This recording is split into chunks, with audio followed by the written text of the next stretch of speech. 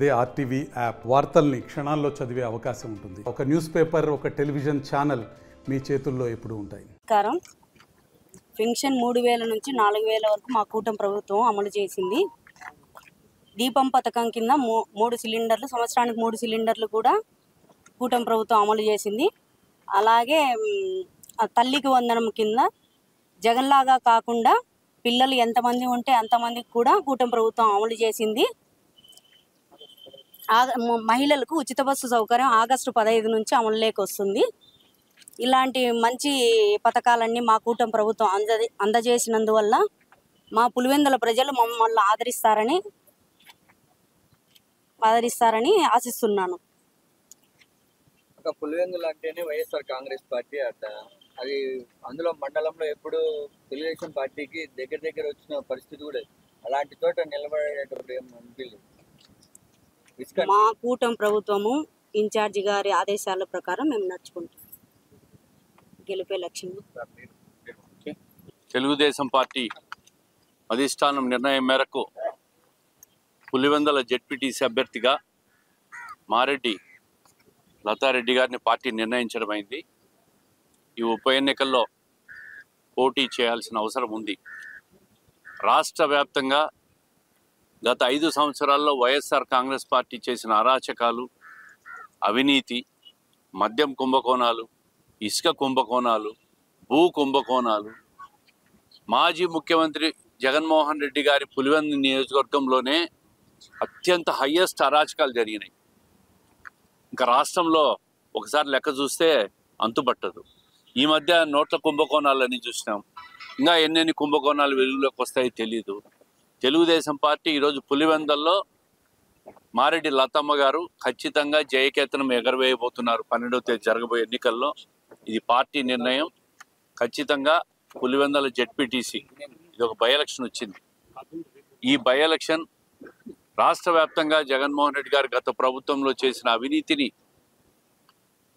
ప్రజలకు తెలియాల్సిన అవసరం ఉంది కాబట్టి ఈ ఎన్నికల్లో పోటీ చేస్తూ ఉంది తెలుగుదేశం పార్టీ. దీంట్లో ఎటువంటి అనుమానం లేదు. ఇది పార్టీ నిర్ణయం. నిన్న పులివెందుల ఎమ్మెల్సీ రామ్ గోపాల్ రెడ్డి గారు, అదేవిధంగా జిల్లా ఇన్ఛార్జ్ మంత్రి సవితమ్మ గారు, పార్టీ ఇన్ఛార్జ్ మాజీ ఎమ్మెల్సీ రవీంద్రనాథ్ రెడ్డి గారు, జిల్లా పార్టీ అందరూ కూడా ఒక నిర్ణయం తీసుకొని ఇక్కడ పరిస్థితులన్నీ కూడా అధిష్టానానికి నివేదించిన తర్వాత పార్టీ పోటీ చేయాలని ఆదేశాలు ఇచ్చింది. పోటీ చేస్తున్నాం. ఖచ్చితంగా గెలిచి తీరుతాం. దీంట్లో అనుమానం లేదు. పులివెందుల్లో ఏదైతే వాళ్ళు అరాచకం చేశారో ఆ అరాచకాలన్నీ కూడా పులివెందుల ప్రజలకు తెలియాలని చెప్పి ఈ పోటీ చేస్తున్నాం. భవిష్యత్తులో తెలుగుదేశం పార్టీ పులివెందుల్లో అన్ని మున్సిపాలిటీలు కానీ స్థానిక సంస్థలు కానీ అన్ని కైవసం చేసుకుంటాం. జిల్లా వ్యాప్తంగా జరగబోయే స్థానిక సంస్థలు కూడా ఖచ్చితంగా కైవసం చేస్తాం. జనతా పార్టీ, జనసేన కూటమి అభ్యర్థి వాళ్ళ మద్దతు కూడా పూర్తిగా ఒంటిమిట్ట కానీ పులివెందులో కానీ వాళ్ళ మద్దతు కూడా తీసుకుంటాం.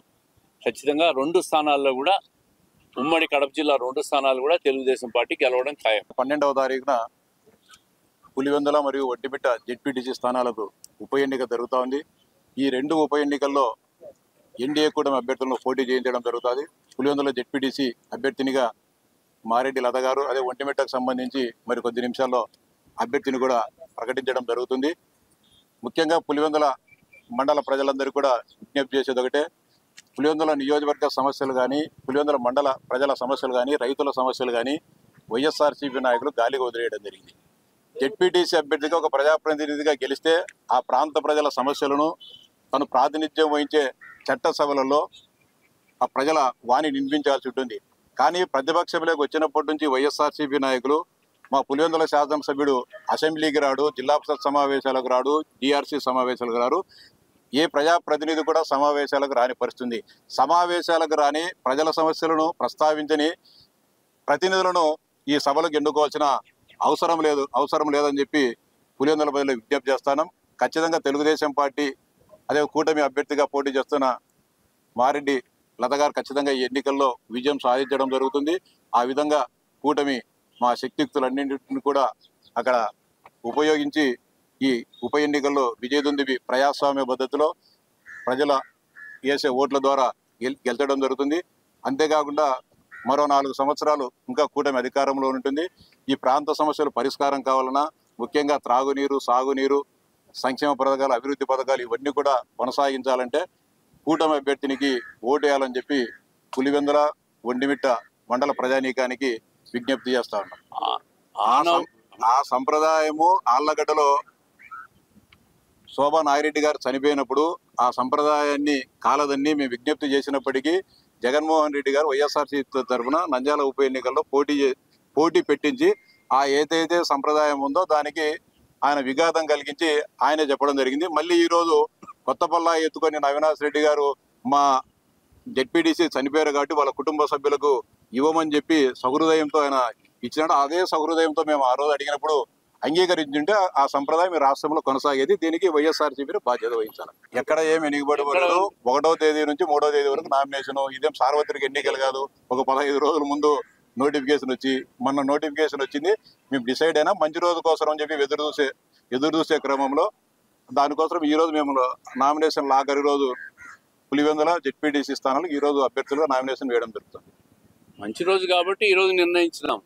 అధికార పార్టీ వెనుకబడేది ఏముండదు. అధికార పార్టీ 2 స్థానాలు కూడా ప్రజలు సంపూర్ణ మద్దతుతో ఈరోజు ఓటేసి గెలిపించబోతున్నారు. కాంగ్రెస్ వాళ్ళు వేస్తున్నారు, కమ్యూనిస్ట్ వాళ్ళు వేస్తున్నారు, వైఎస్ఆర్సీపీలు స్వేచ్ఛగా చేస్తున్నారు. ఎవరు కానీ అడుగడం లేదు కదా. అందరికీ నమస్కారం. ముందుగా పులివెందుల రూరల్ జెడ్పీటీసీ స్థానానికి కూటమి అభ్యర్థిగా నామినేషన్ వేసిన మారెడ్డి లతారెడ్డి గారికి శుభాకాంక్షలు. ఈరోజు కూటమి ప్రభుత్వం ఏదైతే హామీలు ఇచ్చిందో సూపర్ 6 అన్ని అమలు చేస్తూ ఉన్న పరిస్థితిలో పెన్షన్ 4000 ఇవ్వడం అయితేమి, మహిళలకు ఉచితంగా గ్యాస్ ఇవ్వడం అయితేమి, అదేవిధంగా రైతులకు కూడా రేపు వేయబోతున్నాం. అటు కేంద్రం ఇటు రాష్ట్రం కలిసి 9000 రూపాయలు రైతుల అకౌంట్లో రేపు ఉదయం 11 గంటలకంతా పడబోతా ఉంది.